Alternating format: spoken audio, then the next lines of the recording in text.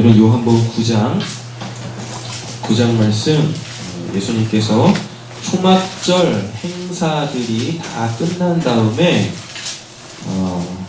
다시금 이 성전에서 그 초막절의 구원의 큰 날의 감동이 채 가시기 전에 그거를 경험하지 못했던 한 사람이 등장해요. 그게 누구냐면 이제 아무 보는 소경이죠. 이 사람을 고치심으로 통하여서 초막절 구원의 완성을 이루시는 장면을 오늘 저희들이 보게 되어질 것입니다. 그래서 초막절 날 때부터 맹인된 사람을 고치시는 그 장면, 이제 9장에 등장하는데 한 절 한 절 보면서 오늘 우리에게도 남들이 보지 못하는 예수님을 보게 하시는 믿음의 눈, 영적인 눈을 열어주시는 귀한 은혜 있을 줄로 믿습니다. 자, 보시겠습니다. 한 절 한 절씩 읽어나가면서 설명하겠습니다. 예수께서 길을 가실 때 날 때부터 맹인된 사람을 보신지라 라고 되어 있죠. 그렇죠? 네. 이게 과연 가게 흐르는 저주인가? 보자고. 2절 보시면 제자들이 물어 이르되 라삐여, 좀 이상하죠? 왜요? 예수님한테 지금 뭐라고 부르고 있어요? 라삐라고 부르고 있네요. 선생님이라고 부르고 있네요. 여러분, 예수님의 원래 정체는 뭐예요? 주잖아요. 주는 그리스도시요 살아계신 하나님의 아들입니다 라고 했을 때 그 주, 그리고 메시아죠. 메시아. 자, 보겠습니다. 이 사람이 맹인으로 난 것이 누구의 죄로 인함이니까? 라고 묻죠. 자, 여기서 말하는 누구의 죄? 오늘 우리가 해결해야 될 문제 중에 하나겠죠. 누구의 죄? 누구의 죄겠어요?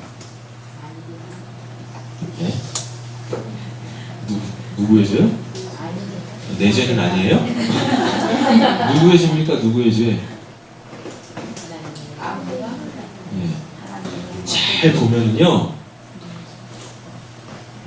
이 사람은 이미 뭐가 덮여져 버렸을까요? 죄가 덮여져 버렸죠. 누구를 만남으로 통해서? 예수님을 만남으로 통하여서 이미 이 사람은 뭐가요? 설마 이 맹인이 죄가 없겠어요? 그러지 않겠어요? 우리가 계속 봤던 건 이 세상에 태어나는 모든 사람들은 다 어디 아래 태어난다 그랬어요? 죄 아래. 그리고 그게 죄라고 정죄하는 율법 아래 태어나서 자기 스스로는 이 율법과 죄를 이겨낼 수 없다라고 이야기했단 말이에요. 그래서 어떻게 되어져요? 그 죄의 권세 때문에 결국 살면서 다 뭐가 돼버리죠? 죄인이 돼버린다라고 말씀을 드렸잖아요. 그러면 이 맹인이 이미 태어나가지고 상당히 오랜 세월을 살았을 거예요. 그렇죠? 아마 20살 이상은 됐을 거라 추정이 되어집니다. 어쩌면 30살 넘게 추정이 되어질 수도 있어요. 오늘 본문을 쭉 보면은요, 이들의 부모가 등장을 하는데 이들의 부모가 뭐라고 이야기하냐면 쟤 다 컸어요. 이제는 내 자식도 아니에요 라고 이야기한단 말이에요. 그럼 이 사람은 충분히 살 만큼 살아 뭐가 됐다는 이야기니까 성인이 됐다라는 이야기죠. 그러면은 지금까지 살면서 이 사람이 죄 안 지었겠어요? 죄를 안 졌겠냐고요. 상당히 많은 이 사람도 나름대로의 죄를 지었을 것입니다.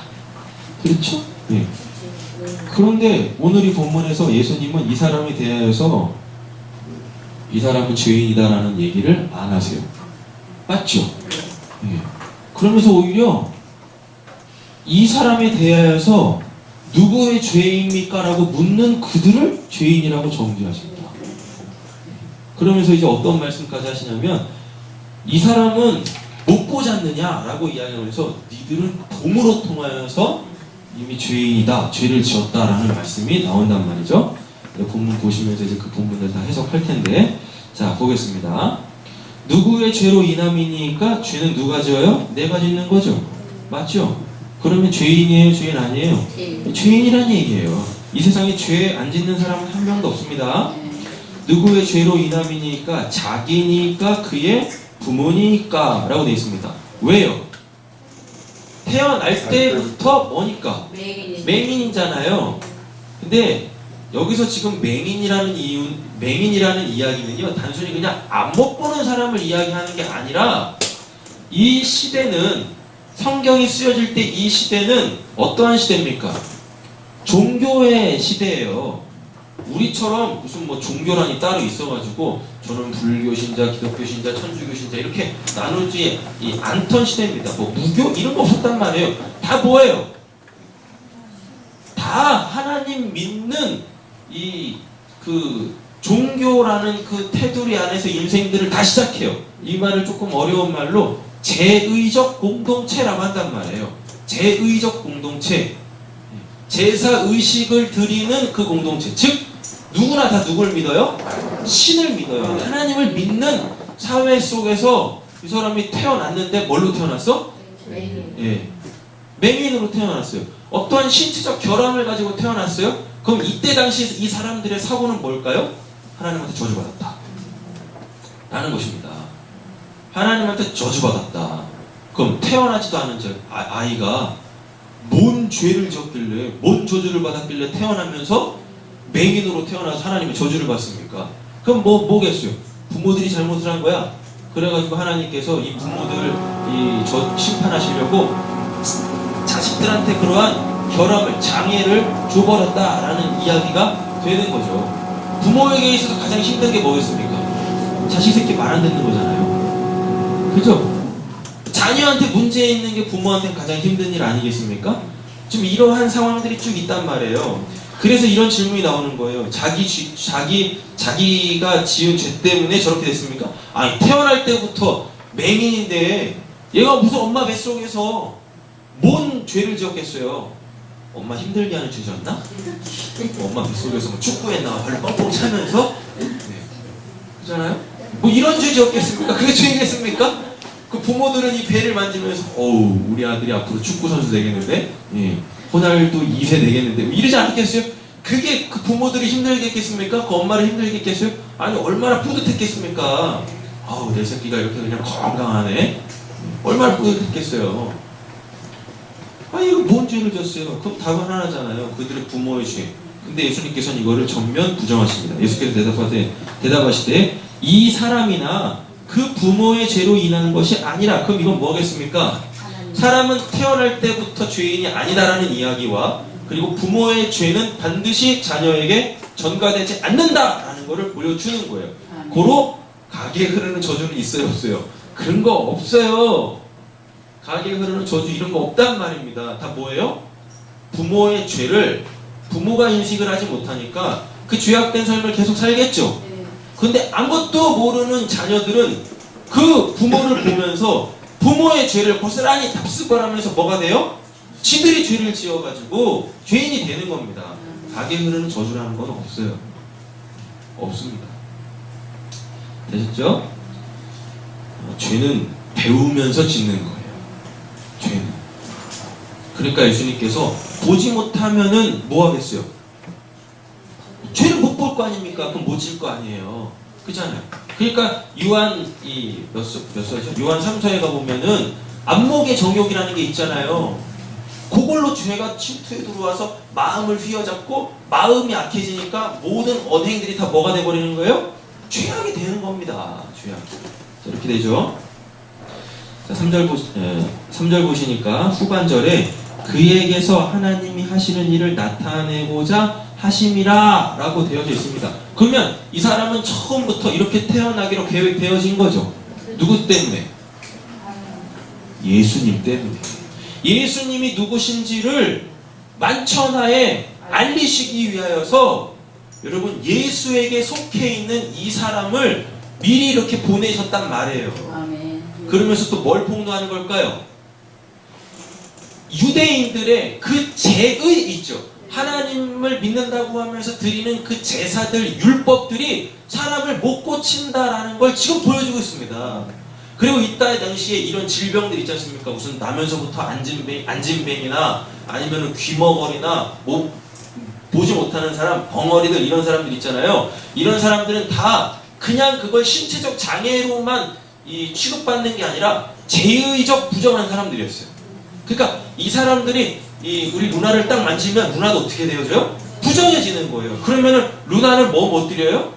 그 제의에 참석을 못 하는 거예요.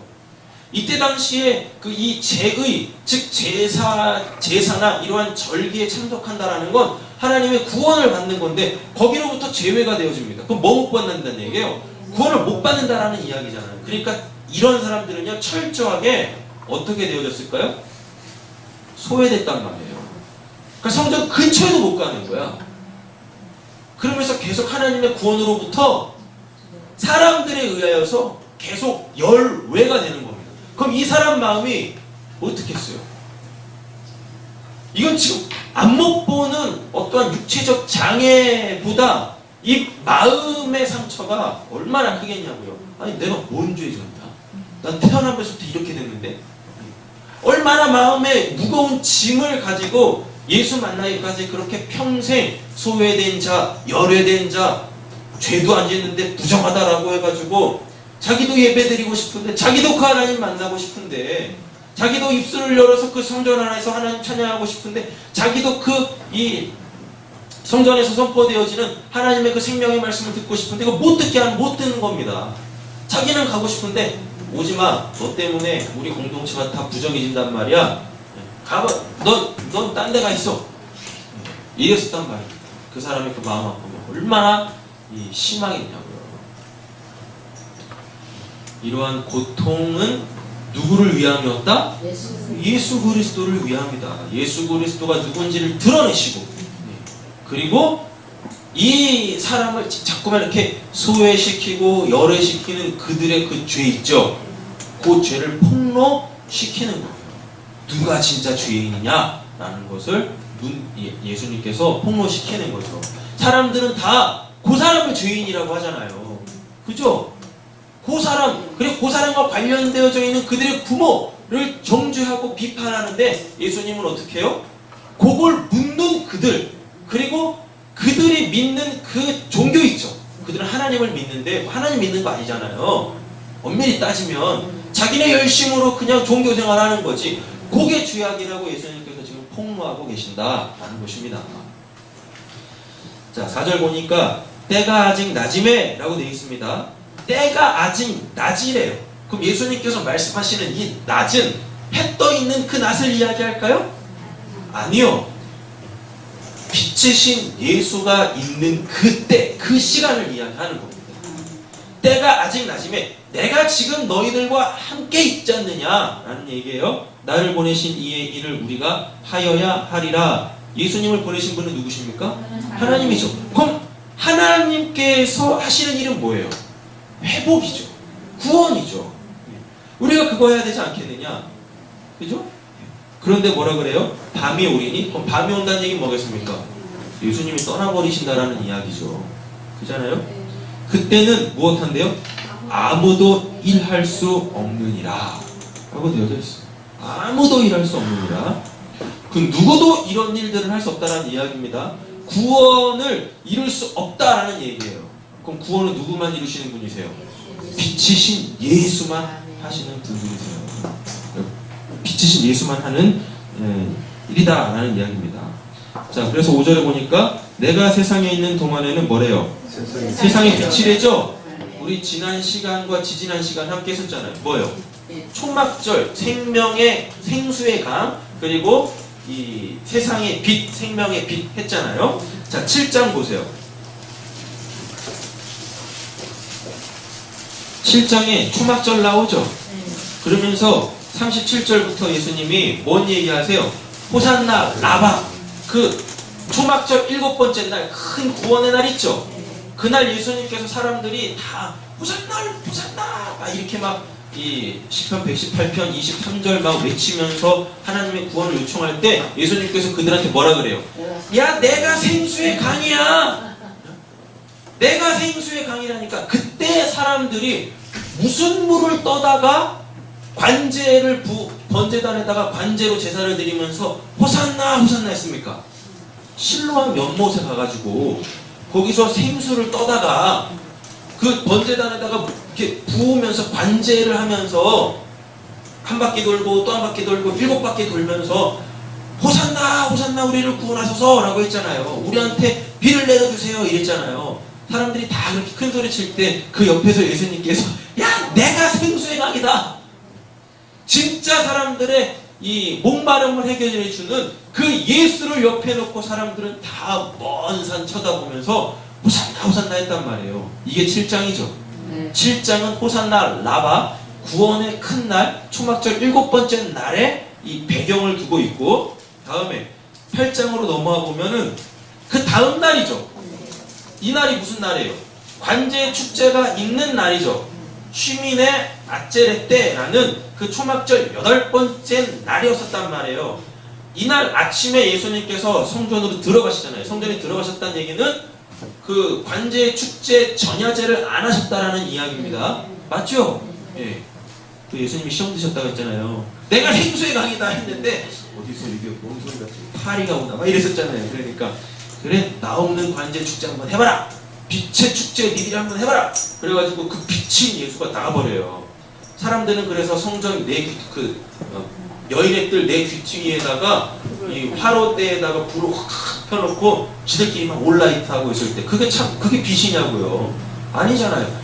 참 빛인 예수 없는 어둠에서 행하는 그냥 바락일 뿐입니다. 지들의 축제. 그 랍비들도 얼마나 술 마시고 싶었겠어요. 그래가지고 곤드레 만드레 하고 싶었겠어요. 근데 본날만 그게 가능하다고 했잖아요. 지들끼리 그냥 술 퍼마시고 하나님 구원을 이루시지도 않았는데 지들끼리 구원의 완성이라는 그거 하고 있을 때 예수님은 그런 세상의 타락한 문화 거기에 젖어들지 않기 위하여 따로 기도하러 가셨단 말이죠. 그리고 아침이 돼서 그 전야제가 쫙 끝날 때 그때 성전에 딱 들어가셨는데 해피려면 그때 누가 율법을 지킨다라는 바리새인들, 율법을 가르친다라는 그 서기관들이 와가지고 밤새도록 돌아다니면서 음행한 여자 이 붙잡아다가 예수 볼모 잡으려고 막 이랬을 때 그때 예수님께서 뭐라 그래요? 죄 없는 자가 먼저 돌로 치라 라고 하면서 그 둘만 남았을 때 나도 너를 정죄하지 않을 테니까 다시는 그런 죄를 짓지 마라 라고 하시잖아요. 근데 그게 됐냐고요? 그게 안 되잖아요. 우리가 어떻게 죄를 안 지어요? 그러니까 예수님께서 어떻게 하셨어요? 그 말씀을 하셨으면 그 여인은 그 말씀을 지켜야 돼요. 안 지키면 뭐예요? 또 죄 짓는 거잖아요. 그럼 예수님은 또 다른 율법을 그 여인에게 무거운 짐으로 줘버리는 겁니다. 그럼 안 되잖아요. 그러니까 예수님께서 뭐라 그래요? 너가 나 없을 때는 어둠이었잖아. 그래서 죄를 지었는데 그리고 너가 그 한밤중에 그 어둠 속에 죄 짓다가 걸렸잖아. 근데 이제는 내가 너에게 빛이 되어줄게. 더 이상 너는 어둠이라는 거 없어. 그래서 예수님께서 나는 세상의 빛이다, 생명의 빛이다 라고 이야기하면서 8장이 정리가 되어졌어요. 그러면 요한복음 7장은 배경이 몇째 날? 초막절 7번째 날, 호산날 라바 구원의 완성 그날. 그리고 8장은 8번째 날 구원의 기쁨이 충만한 그날. 이렇게 되어지죠. 그럼 9장으로 딱 와보세요. 이게 지금 초막절과 쫙 연결되어져 있단 말입니다. 그럼 9장은 그냥 우리가 통상적으로 그냥 9번째 날 생각하게요. 날짜는 정확하게 나와 있지 않지만 지금 예수님께서 누구를 어디로 보내셨어요? 소경을 안 먹보는 이 맹인을 어디로 보내셨어요? 실로암으로 보냈잖아요. 초막절과 관련되어져 있는 연못이 실로암이었단 말이죠.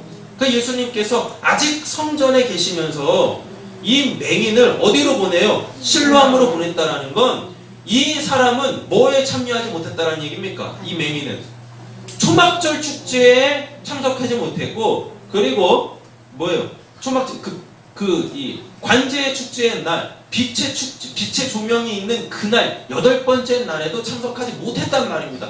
얼마나 참석하고 싶겠어요? 나도 세배하고 싶은데 너는 예수 믿으니까 절하지 마. 그래가지고 골방에 혼자 있는 거야. 얼마나 이 세뱃돈 받아야 되는데. 비잖아요. 예. 지금 이 사람이 그런 상황이란 말이에요. 그렇지 않겠습니까?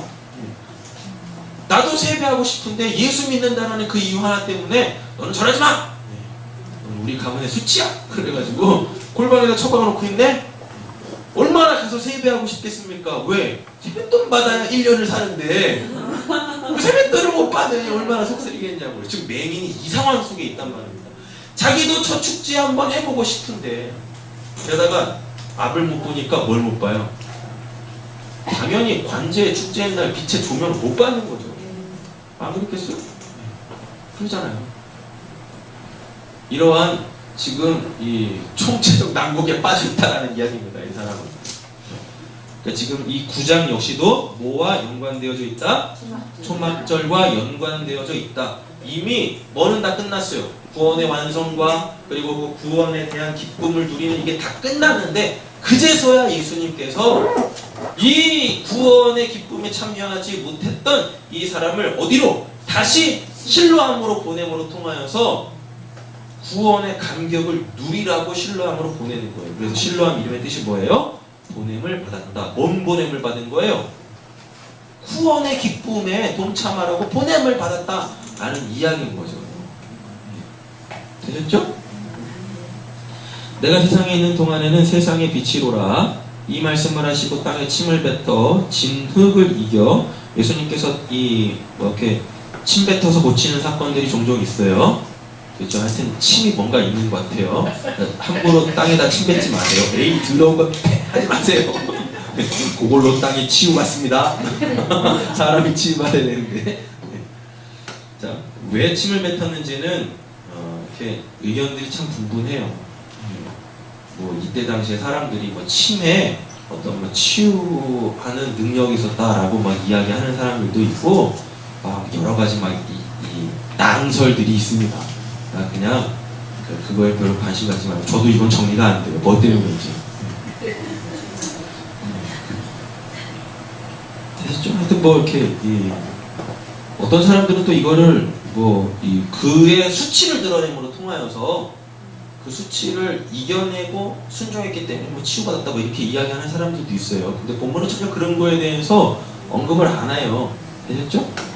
그러니까 침을 뱉어 진흙을 이겨 그 눈에 바르시고 라는 이 이야기. 그냥 우리는 이 이야기를 뭘로 보자면 나면서부터 그 뭐예요?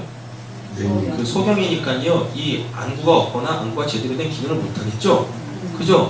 창조의 부족함이잖아요. 근데 예수님이 창조주래잖아요. 요한복음 1장에 보면. 그러니까 이거는 하나님의 그 창세기 2장 7절에 땅의 흙을 이렇게 빚어가지고 사람의 육체를 만들었다라는 그것의 어떤 그 완성의 모습? 한 이 정도까지만 저희들이 이렇게 영적으로 받아들이면 좋을 것 같아요. 그래서 예수님이 창조주 하나님이시다라는 것을 보여주고 있지는 않은가 싶습니다. 7절 이르시되 실로암 못에 가서 씻으라라고 되어 있죠? 네. 다른 못이 아니라 어디 못에 가서? 실로암 못에 가서 씻으라고 이야기합니다. 왜요? 실로암이 뭐니까요? 실로암이 관제의 축제, 초막절, 구원과 연관되어져 있기 때문에 그렇습니다. 자, 원래 이 실로암은요,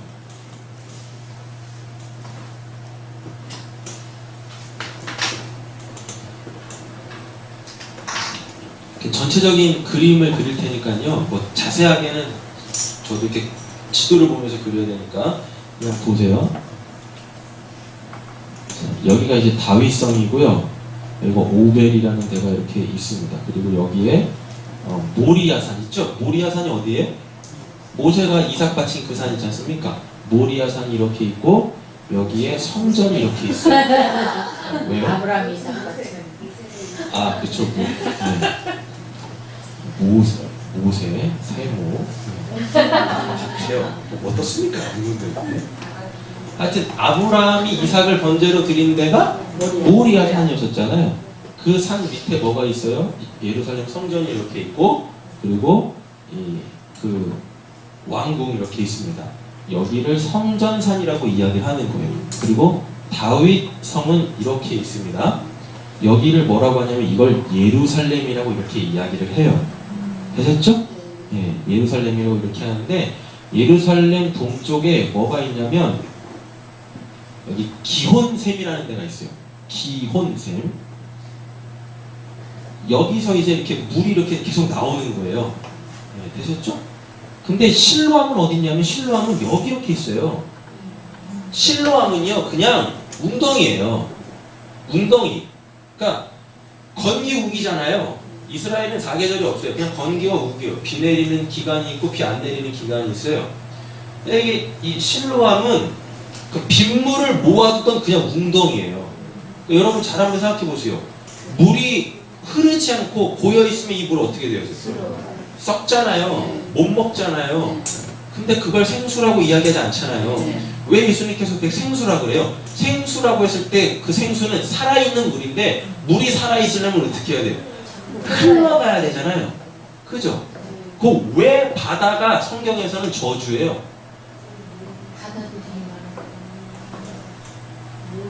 바다는 물이 모여있는 곳이잖아요. 그러니까 흐르지 않죠. 그러니까 그 바다는 어떤 거예요? 죽은 바다, 죽은 곳이잖아요. 물이 죽은 곳. 그러니까 물이 죽으면 겁나게 악취가 나고 막 그러니까 하나님께서 그 물에서 물고기들이 살 수 있도록 뭘 주신 거예요? 그 물을 살리는 소금을 그 바다에다 집어 넣는 거잖아요. 그죠? 네. 모든 물은 다 바다로 흘러 들어가는데 고인물은 죽습니다. 그래서 바다를 뭐라 그러죠? 저주, 심판이라고 이야기하는 겁니다. 그러면서 이 세상이라고 이야기하고, 그래서 그리스도인들 뭐라 그래요? 이 세상, 저주받은 이 세상을 살리는 뭐예요? 소금이라고 하는 거예요. 소금. 그래서 이 실로암은 원래 빗물을 받아두던 그냥 웅덩이입니다. 그러니까 제한적이겠죠. 이 물을 사용할 수 있는 그게 제한적이겠죠. 그래서 누가 히스기야 있죠. 히스기야가 이 기혼, 여기가 생수예요. 이 기혼과 이 실로암에 수로를 냈어요.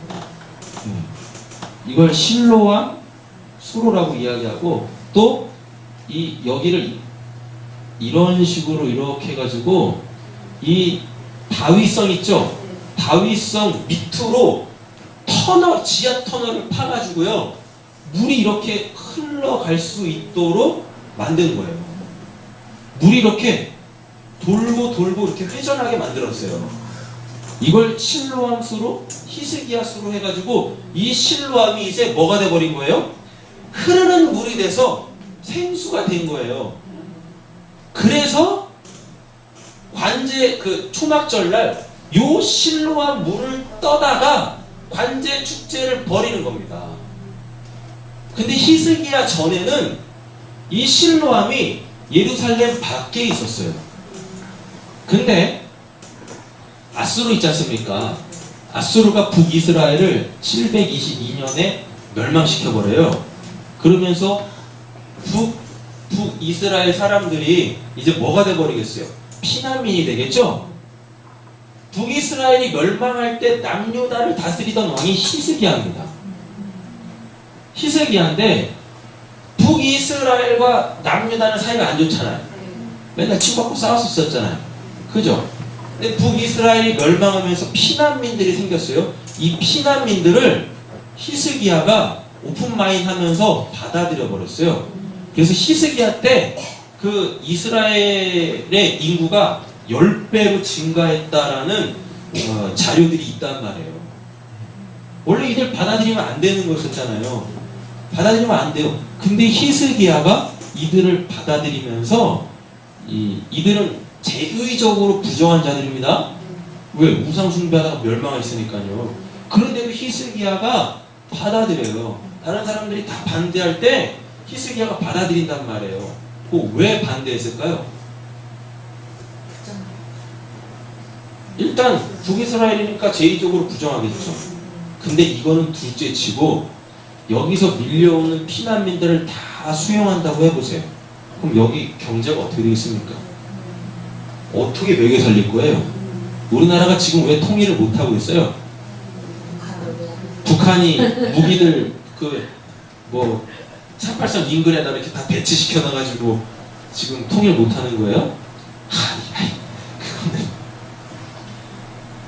그거는 그냥 보기 좋은 소리고요, 듣기 좋은 소리고요. 진짜는 경제적 문제 때문에 그런 거예요. 지금 우리나라가 북한하고 통일되어지면 어떻게 될까요? 네? 우리나라는 회생이 안 돼요. 어떻게 회생이 되겠습니까? 우리나라 지금 수준이 그 동독과 서독의 그 정도 이 정신적 수준도 안 되는데, 맞죠?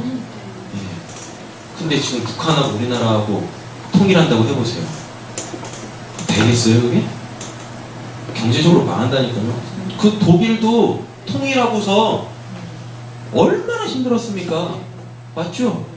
경제가 다시 이렇게 일어나는데 얼마나 힘들었어요. 그나마 그들은 정신적 수준이라도 높았지. 맞죠? 근데 우리나라는 어때요? 우리나라가 그 사람들만큼의 그러한 어떠한 철학적, 인문학적 소양들을 가지고 있는 나라입니까? 천만의 말씀이요. 천만의 말씀이요.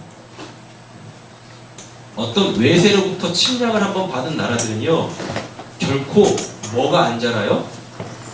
인문학적 소양이 안 자라요. 세상을 바르게 볼 수 있는 마음과 눈이 안 열려요. 그러니까 어떻게 해요?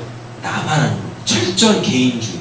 나만 살면 돼. 나는 거. 지금 우리 사회가 그러잖아요. 요즘 신문에 계속 특필되고 있는 사건이 있습니다. 누구 이야기입니까? 전 전 대통령님 이야기잖아요. 전 전 대통령. 추징금이 1672억이잖아요. 1672억. 오늘 신문자 보니까요, 세금 안 낸 그 돈 있죠? 그 돈으로 불린 재산까지도 지금 몰수한다라고 그렇게 판결이 났더라고요. 그럼 추징금만 1627억이지. 1672억이지. 지금 벌써 몇 년 지났어요? 제가 아는 전 전 대통령은 88 올림픽인데 그럼 벌써 몇 년이에요? 20년 넘었죠. 그 20년 동안 1672억의 돈이 났는데 얼마를 낳겠습니까? 엄청 천문학적인 그 금액을 지금 징수하겠다라고 하는 거잖아요. 지금 우리나라 의식 수준이 그런데 우리나라 이 기업인들 보세요. 정직하게 세금 내는 기업이 있나? 없잖아요. 법을 조금만 아는 지식층들 다 어떻게 해요? 다 일종의 피해가지고 탈세하고 막 이런 거예요. 이런 나라 수준에서 통일된다고 쳐보세요. 나라 망합니다. 나라 망한다니까요. 이건 그냥 겉으로 드러나는 현상일 뿐이고요. 어떤 기도 많이 하시는 분이 그런 말씀을 했대요. 뭔 말씀을 할까요? 하나님 왜 우리나라가 통일이 안 됩니까? 통일을 위해서 그렇게 기도하시는 어떤 분이신데 왜 우리나라 이렇게 통일 안 됩니까? 지금 통일을 위해서 기도하는 성도가 1000만인데요. 또 1000만이겠어요? 왜 이렇게 우리나라 통일 안 됩니까? 그랬더니 하늘에서 하나님께서 이런 음성을 들려주셨답니다. 북한에 있는 내 백성들 때문에 통일을 시켜줄 수가 없다. 그랬더니 뭔 말입니까? 그랬더니 야, 니들하고 걔네들하고 통일돼가지고 한 교회에서 함께 신앙생활 해봐라. 그들이 그 믿음 지켜낼 수 있는가? 오직 예수만 하는 그 믿음 지켜낼 수 있겠는가?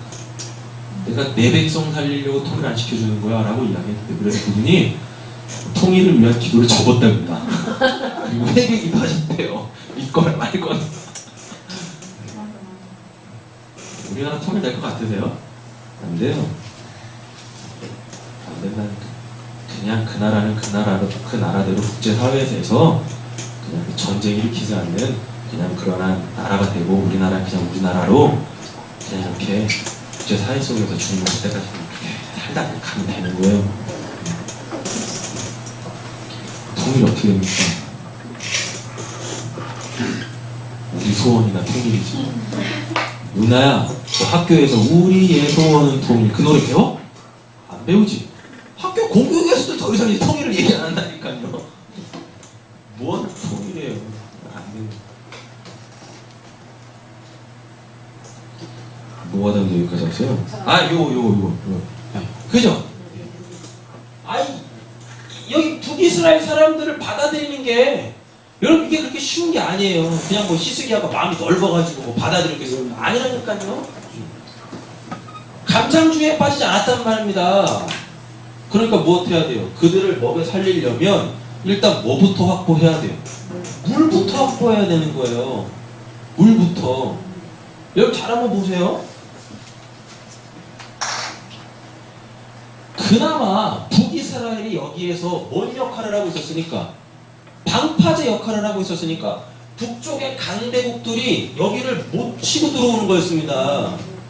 그리고 군사 전략상 남유다는 북이스라엘에 비하면은 엄청난 군사적으로 약한 나라였어요. 여기는 2개 집하고 여기는 10개 집하잖아요. 그리고 여기에 싸움 잘하는 누구 붙어 있습니까? 에브라임 있다니까요. 그 싸움 잘하는 에브라임. 그리고 여기 또 누구? 루벤도 들어가 있을 거 아닙니까? 맞잖아요. 여기 누구 있어요? 유다하고 베냐민.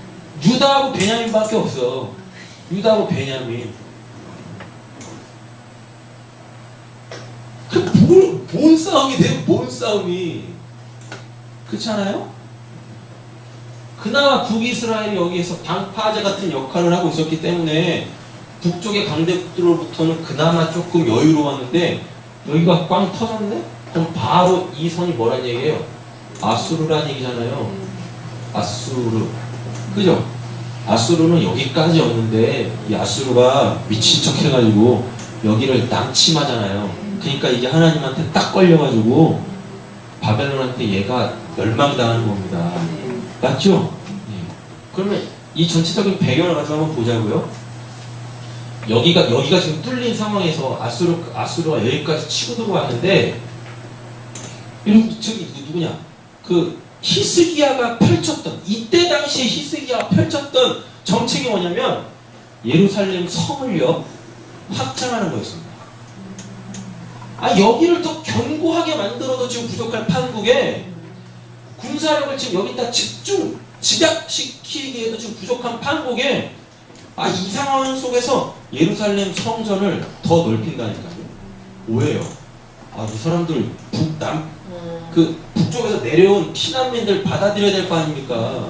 그럼 그들이 살 거처들을 만들어야 될 거 아니에요. 그럼 예루살렘 성곽을 넓혀야 될 거 아닙니까?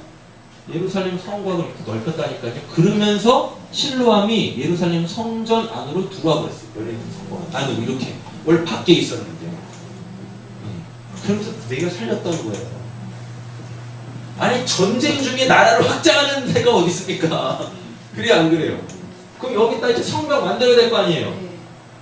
지금 총칼을 들고 나라를 지켜야 될 판국에 이거 미장이들이 돼가지고 다 벽 바르고 있어요. 말이 되는 정책이냐고요. 그죠? 근데 이 상황 속에서 아수르가 2번 침공하거든요. 다 막아내요. 누가 막아내는 거겠어요?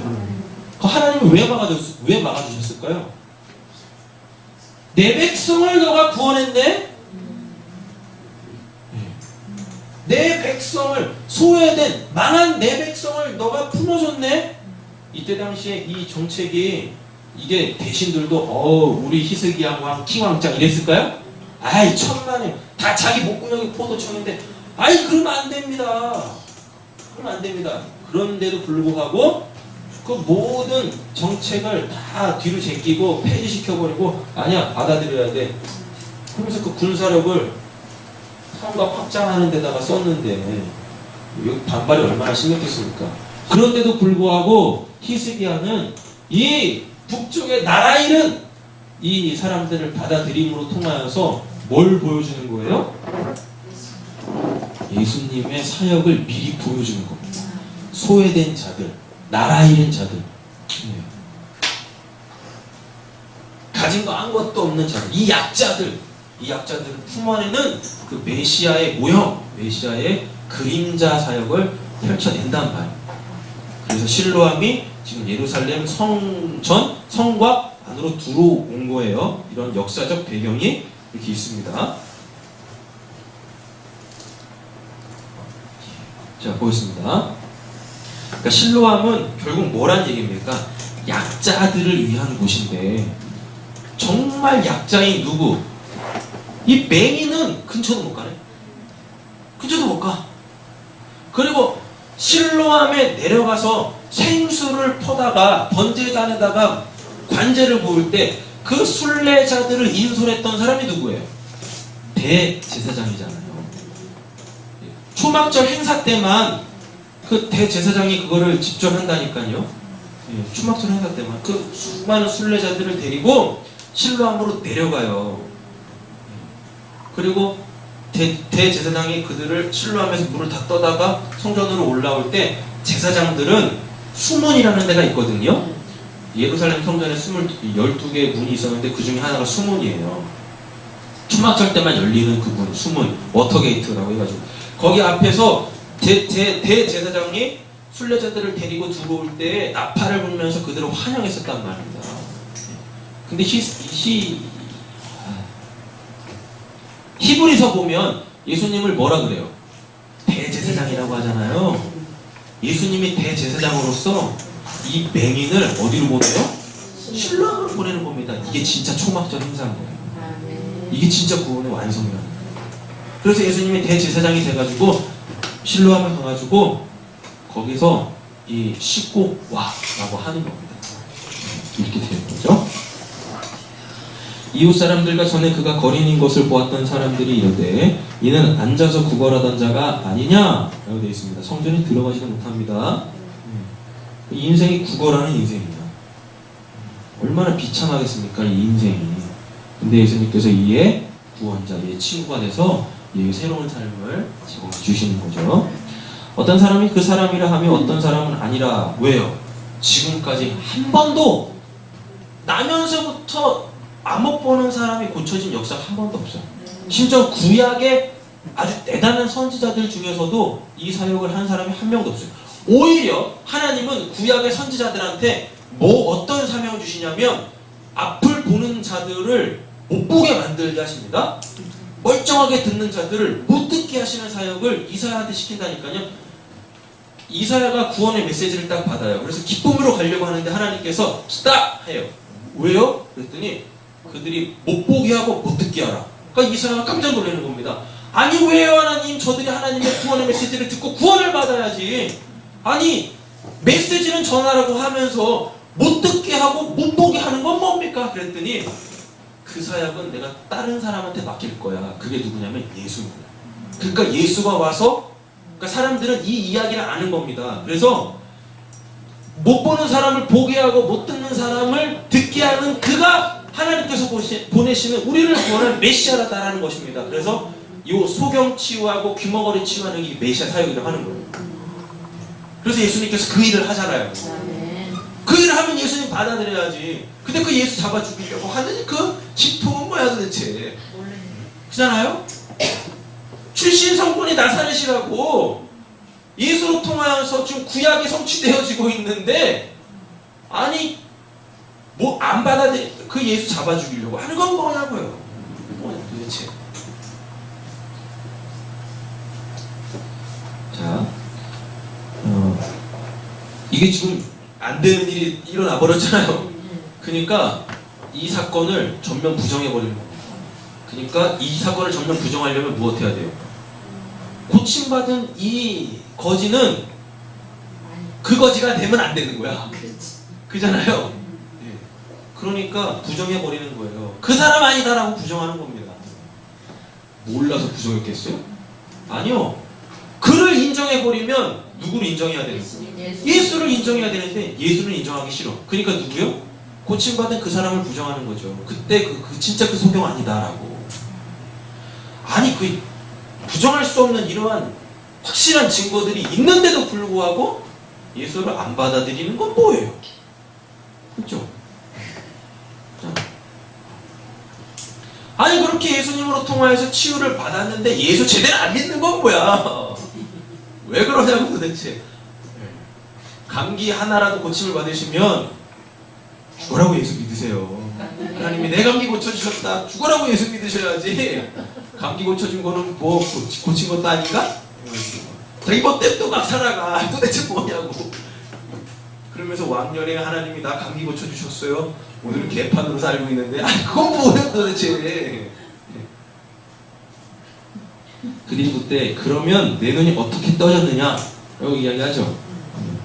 사람들이 자꾸 자기를 부정하니까 뭐라 그래요? 아, 내가 그 사람 맞아요 이러잖아요 구절에. 그랬더니 그들이 그때 그럼 내 눈이 어떻게 뜨였느냐 대답하되 예수라 하는 그 사람이 지느그리며 내 눈에 바르고 나더러 실로암에 가서 씻으라 하기에 가서 씻었더니 보게 되었노라. 그들이 이르되 그가 어디에 있느냐 이르되 알지 못하노라 하니라. 왜요? 왜 물어요? 잡아 죽으려고. 왜? 8장에서 이미 우리는 봤잖아요. 잡아 죽으려고. 그들이 전에 맹인이었던 사람을 데리고 바리새인들에게 갔습니다. 예수께서 진흙을 이겨 눈을 뜨게 하신 날은 하필이면 또 뭔 날이야? 왜 하필이면 또 안식일이야? 왜? 일부러 그것도 일부러 왜 안식일이냐고. 나면서부터 맹인이었던 사람 지금까지 잘 살고 있었는데, 아니 그러면 안식일 지나서 그 다음날 고치셔도 되는데, 아 참 얄궂으시게 왜 하필이면 안식일을 고치냐고. 그잖아요. 예수님이 안식일의 주인이시기 때문에 그렇습니다. 안식일은 어떤 날이에요? 쉼이 주어지는 날인데 이 사람은 쉬지 못하잖아요. 아니 심지어는 예배도 못 드려. 자기는 드리고 싶은데 사람들이 부정해진다고 드리지도 못하게. 이런 사람에게 쉼을 줘야 될 거 아닙니까? 특별히 어느 날? 안식일날. 그러니까 예수님께서 안식일날 일부러 고치시는 거예요. 골탕 먹이려고 하는 게 아니라. 그러므로 바리새인들도 그가 어떻게 보게 되는지를 묻죠. 이르되 그가 사람이 진흙을 내 눈에 바르매 내가 씻고 보나이다. 바리새인 중에 어떤 사람은 말하되 이 사람이 안식일을 지키지 아니하니 하나님께로부터 온 자가 아니라 하며, 그 안식일이 뭔 날인지도 몰라요. 하며 어떤 사람은 말하되 죄인으로서 어떻게 이러한 표적을 행하겠느냐 하여 그들 중에 분쟁이 일어나죠. 그들 중 바리새인들 중에서도 어떻게 해요? 분쟁이 일어난다라는 이야기입니다. 분쟁이. 이 분쟁은 누구에게서 온 거예요? 예수님에게서 온 거죠. 맞죠? 그러므로 그 나라가, 그들만의 그 나라가, 그 종교가, 그 제의가 뭐라는 걸 폭로시켜요? 가짜. 사단 소굴이다라는 걸 폭로시키는 겁니다.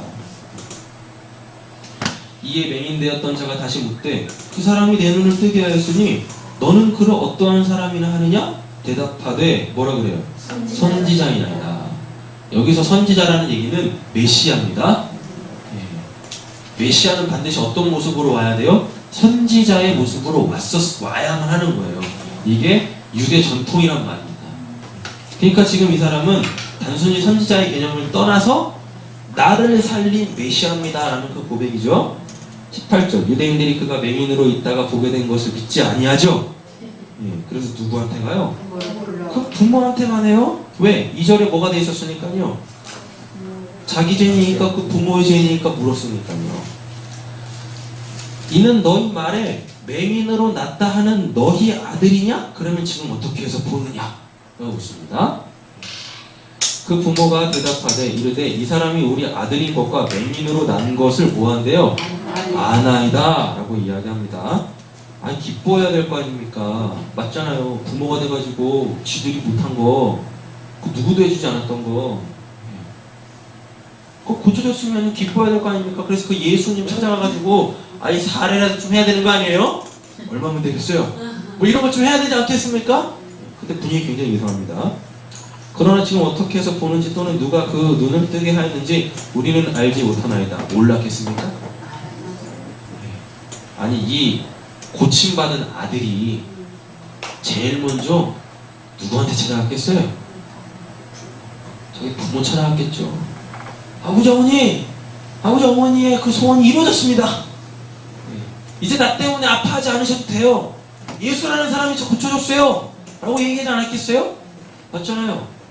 설마 이 감옥 보는 사람이 고침받은 다음에 제일 먼저 나도 이제 결혼해야지 그래가지고 뭐 여자라고 그러고 다녔겠어요? 안 그럴 거 아닙니까?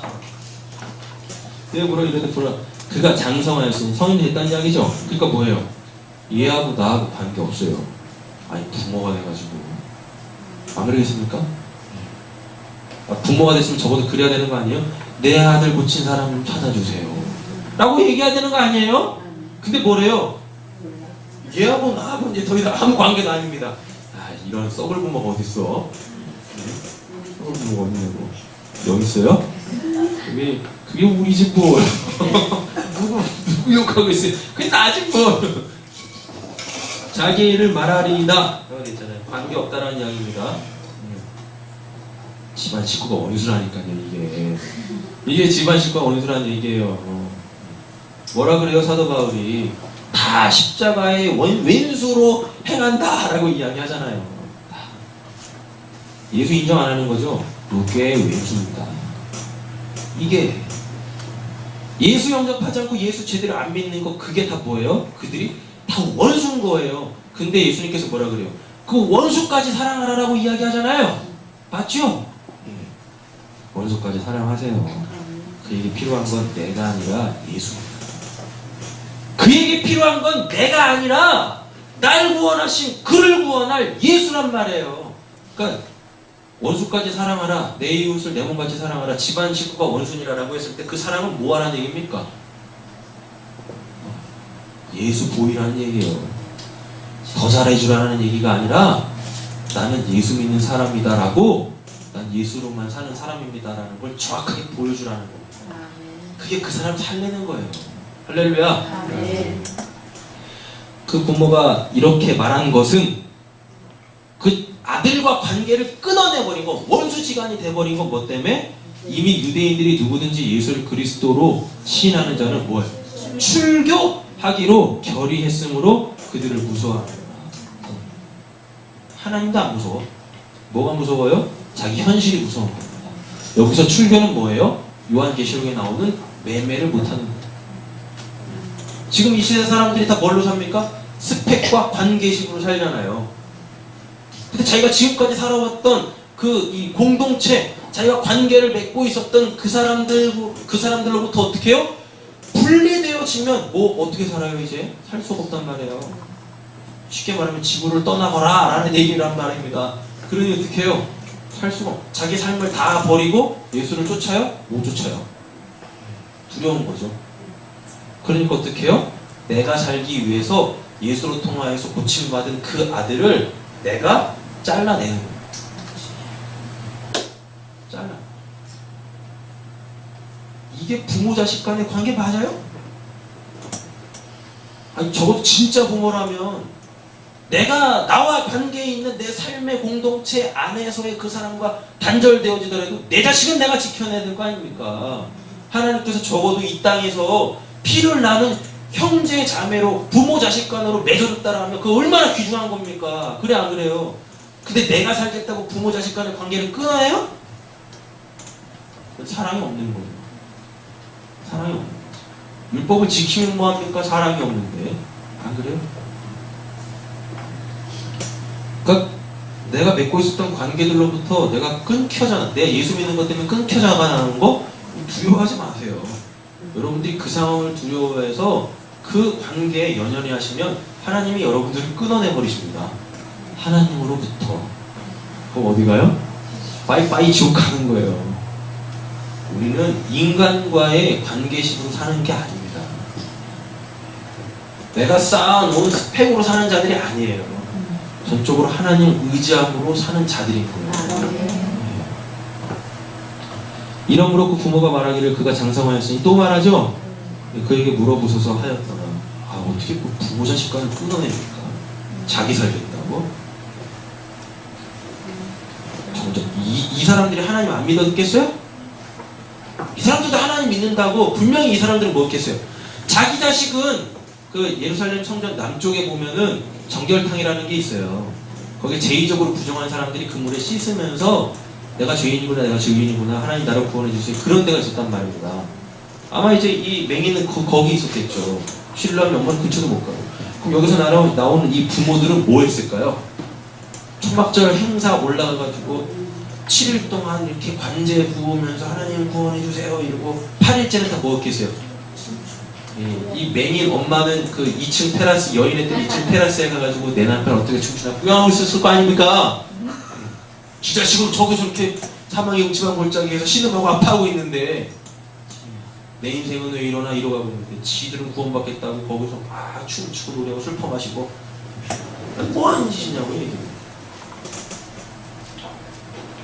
이에 그들이 맹인이었던 사람을 두 번째 부르죠. 아 진짜 집요해. 아 이만하면 되지 않았겠어요? 끝까지 예수 잡아 죽이려고. 대단한 사람들이 하여튼. 두 번째 불러 이르되 너는 하나님께 영광을 돌리라. 아 하나님께 영광 잘 돌리고 있어요. 그잖아요. 이 사람은 왜 이렇게 된 거였어요? 하나님이 3절 하나님이 하시는 일을 나타내보자. 이게 뭐예요? 이게 영광이잖아요. 하나님의 영광. 그럼 우리가 하나님께 영광 올린다라는 건 뭡니까? 우리가 뭔가를 해서? 아니요. 하나님께 은혜 받는 게 하나님의 영광 나타나는 거예요. 근데 우리는 계속 뭔가를 하려고 그래. 계속 뭔가 하려고 그래. 그리고 또 계속 큰 거 하려고 그래. 그래서 하나님께 영광 올려드리는데, 아니 그냥 하나님의 은혜만 받으세요. 그게 하나님께 영광 올려드리는 겁니다. 하나님께 영광을 돌리라. 우리는 이 사람이 뭐예요? 죄인인 줄 아노라 라고 이야기합니다. 여기서 이 사람은 누구예요? 예수 얘기하는 겁니다. 예수라는 그 사람 죄인이야. 그러니까 하나님께 영광을 돌리라는 얘기는 뭐예요? 빨리 예수 고발해. 그래서 그 예수 잡아 죽여야지. 그게 너가 하나님께 돌릴 영광이야 라는 겁니다.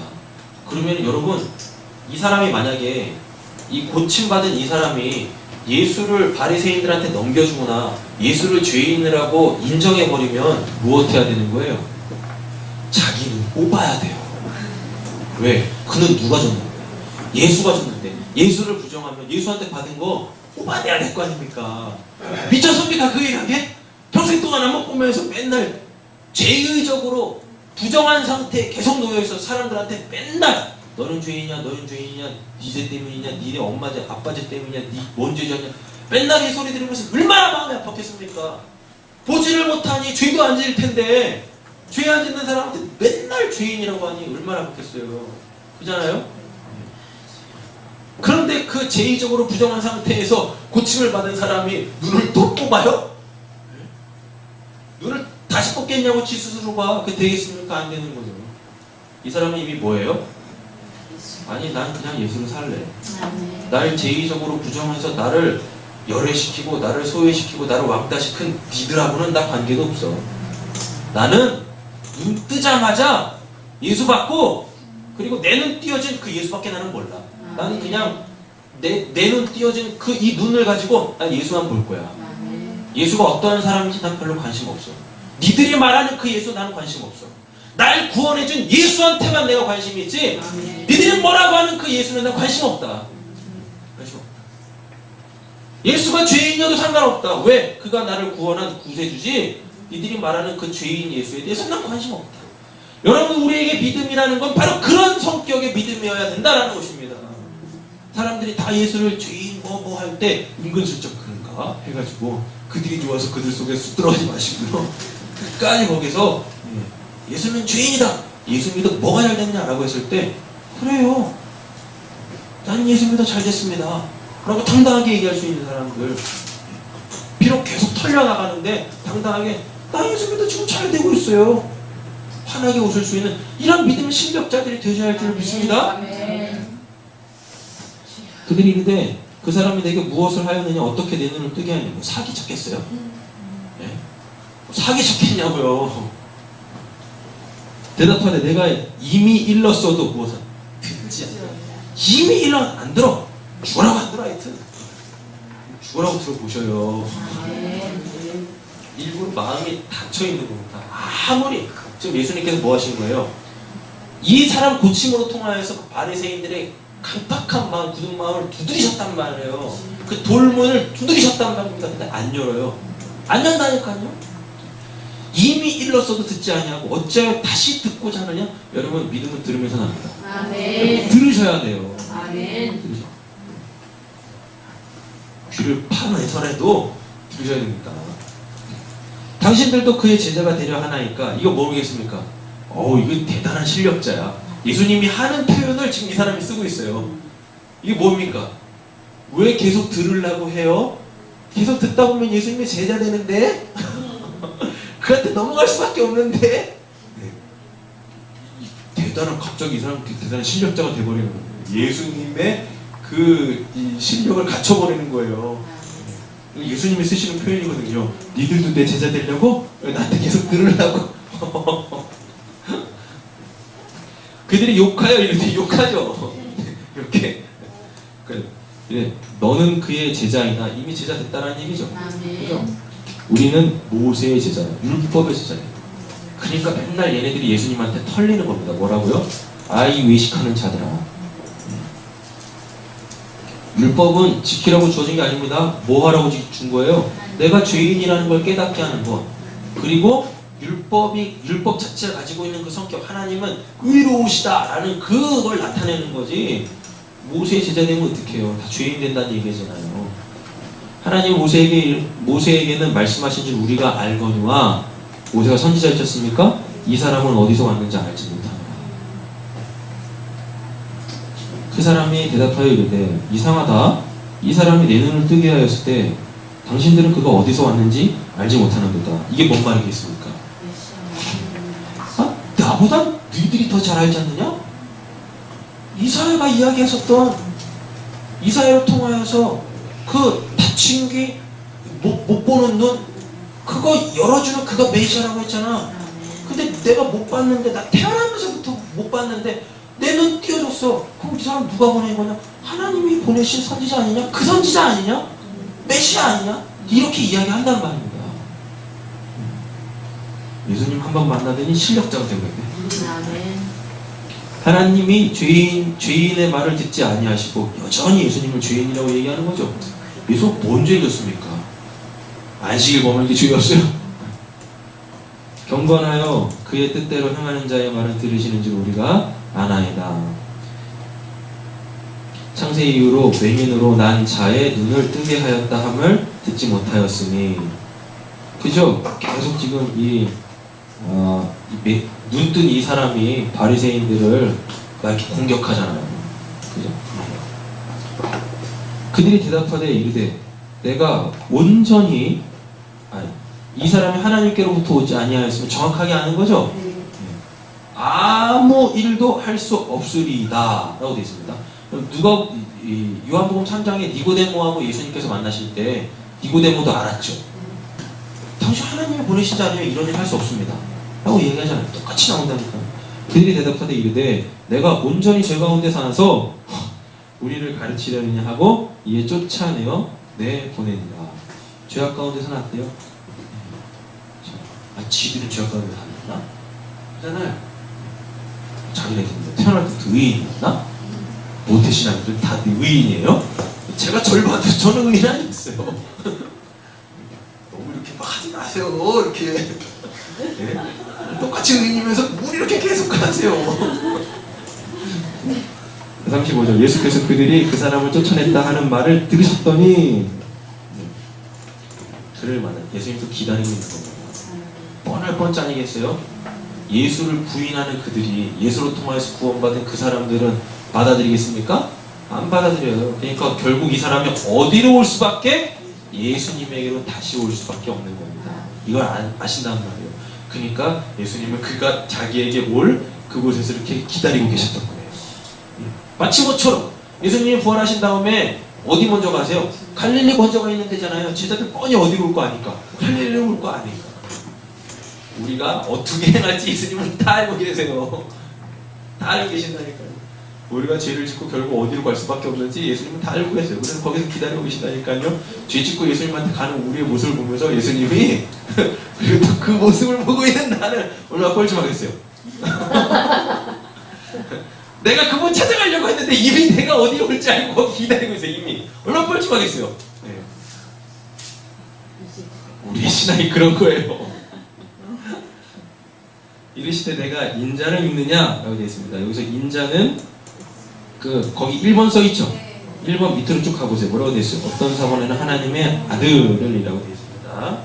인자, 즉 하나님으로부터 나온 진짜 사람을 이야기하는 거죠. 사람을 구원할 진짜 사람을 이야기하는 겁니다. 인자를 믿느냐? 대답하되 이르되 주여 그가 누구시니까 내가 믿고자 하나이다 라고 이야기하고 있어요. 예수께서 이르시되 이제 믿음을 주시는 장면이 등장합니다. 지금까지는 자기에게 일어난 그 일로 예수를 믿었지만 이제는 하나님께서 주시는 그 믿음이 주어지는 거죠. 예수께서 이르시되 내가 그를 보았거니와 지금 너가 말하는 그인이라 은혜가 주어졌죠. 그죠? 이르되 주여 내가 믿나이다. 이걸 믿음이라고 해요. 이걸 진짜 믿음이라고 하는 거예요. 그러니까 여러분들에게 일어나는 어떤 하나님의 역사를 통하여서 하나님을 믿으려고 하지 마시고 요거 있죠. 요 몸은 하나님께서 주시는 그 은혜의 믿음을 가지셔야 한다는 겁니다. 그러니까 요한복음 맨 마지막으로 가면 뭐라고 나와요? 보지 않고 믿는 자가 복되도다 라는 얘기를 그래서 하는 겁니다. 그래서 우리에게 일어난 어떠한 그런 역사 때문에 믿지 마시고요. 오로지 나에게 주시는 말씀의 은혜 있죠. 그 진리를 깨닫게 되어지는 그 은혜를 받아 믿는 그 믿음을 진짜 믿음이라고 하는 거예요. 그러면 나에게 어떠한 일이 안 일어나도 그냥 내 상황 속에서 감사할 수 있고 그 상황 속에서 전적으로 하나님 의지할 수 있는 자가 되어집니다. 되셨죠? 예수께서 이르시되 내가 심판하러 이 세상에 왔습니다. 이게 이제 말씀들을 이렇게 여러 번 보신 분들은 여기서 막 헷갈리실 거예요. 언제는 내가 세상을 심판하러 온 게 아니라 구원하러 왔다라고 하면서 오늘 이 본문에서 또 심판으로 왔더니 뭐야 도대체. 이거 어떻게 되는 거예요? 간단해요. 예수 안 믿으면 심판이고 예수 믿으면 구원인 거예요. 이거 하는 겁니다. 이거. 심판하러 이 세상에 왔으니 보지 못하는 자들은 보게 하고 누구를 못 보는 예수를 못 보는 사람은 예수 보게 하고요. 보는 자들은 맹인이 되게 하려 함이니라. 예수 안 믿으려고 하는 사람은요 끝까지 그 상태로 계속 가버리게 하신다는 이야기입니다. 그들이 싫어하는 것만 이렇게 다 긁어 파시면서 바리새인 중에 예수와 함께 있던 자들이 이 말씀을 듣고 이르되 우리도 맹인인가? 맹인이죠. 누굴 못 보는데 빛은 예수를 못 보는데 어둠의 상태에 있는 거 아닙니까? 맹인인 거죠. 예수께서 이르시되 너희가 맹인이 되었더라면 뭐요? 죄가 없었으라니. 그러면 지금까지 이 맹인은 뭐였다? 죄 없었다는 얘기입니다. 죄 없었다는 얘기입니다. 본다 하니 너희 죄가 그대로 있느니라. 예수를 만나도 회복이 안 되네. 그죠? 바리새인들 예수를 만나도 회복이 안 돼. 왜? 예수를 영접을 안 하니까. 예수 영접 안 하니까. 적어도 여러분들이 이곳까지 초청받아 오셨다면 마음 여시고 예수 그리스도 영접하세요. 그럼 구원 받으십니다. 제발 그 구원의 진짜 기쁨을 한번 누려보세요. 환경에 지배받아 맨날 깨지는 그 구원이 아니라, 그 믿음이 아니라 어떠한 상황 속에서든지 늘 감사하고 기뻐하고 즐거워할 수 있는 그 구원을 한번 받아보세요. 신뢰함으로 한번 보냄을 받아보세요. 여기가 실로암이었었군요. 히스기야가 북이스라엘 사람들을 맞아들이기 위하여서 그 예루살렘 성전 안으로 이 들어오게 만들었던 그 실로암이 여기군요. 초막절 구원의 완성인 날, 오늘로 이제 초막절 마무리 짓는데 초막절 구원의 완성, 그 핵심에 이 실로암 연못이 있었는데 여기가 바로 그곳이군요. 이게 진짜 생수였군요. 내가 진짜 생수인 예수를 만났습니다. 내가 진짜 생수인 예수. 이 은혜가 우리 가운데 있어야 된다라는 것입니다. 남들이 보지 못하는 하나님의 나라, 그리고 그 예수 그리스도의 그 은혜의 역사들이 저와 우리 사랑하는 성도님들에게 있기를 간절히 소원합니다. 전체적으로 정리하고 마치도록 하겠습니다.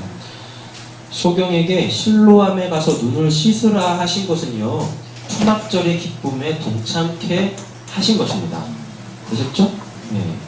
자, 실로암에 가서 눈을 씻으라라는 이야기는 크게 두 가지 의미를 가지고 있는데, 이 사람의 내적인 치유를 이야기하시는 거예요. 안못 보는 것보다 사람들한테 소외받고, 예수님은 이 사람을 죄 없다라고 하셨잖아요. 맨 마지막 절에 그랬잖아요. 죄 없다라고 했잖아요. 그런데도 불구하고 죄인으로 취급받던 그 사람의 그 상한 심령을 실로암으로 보내심으로 통하여서 치유케 하시는 겁니다. 그리고 실질적으로 눈이 띄어졌잖아요. 회복의 역사인 거예요. 내적인 치유와 그리고 회복의 역사, 이게 실로암에 가서 씻으라 라는 이야기죠. 그러면 실로암이 보냄을 받았다라는 얘기죠. 그럼 요 말은 뭐겠습니까? 실로암이라는 단어 뜻이 보냄을 받았다라는 뜻이잖아요. 이게 뭐겠습니까? 구원 받으라라는 이야기인 거죠. 쉽게 말하면 구원 받을 곳으로 가라라는 이야기입니다. 실로암에 가서 구원을 받았죠. 치유를 받았죠. 근데 이 사람이 다시 누구한테 와요? 예수님께 다시 오잖아요. 예수님께 다시 와요. 근데 예수님께 다시 오는 것도 뭐예요? 은혜죠. 왜?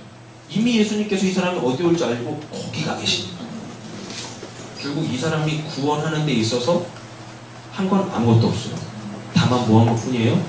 예수가 구원을 이루기 위해서 이렇게 하라고 한 거 그대로 한 것 뿐입니다.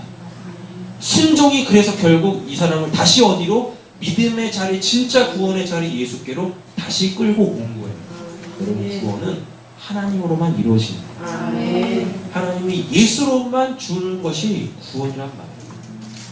그런데 내가 뭐 신랑 연못에 가서 했더니 뭐 구원받았어요?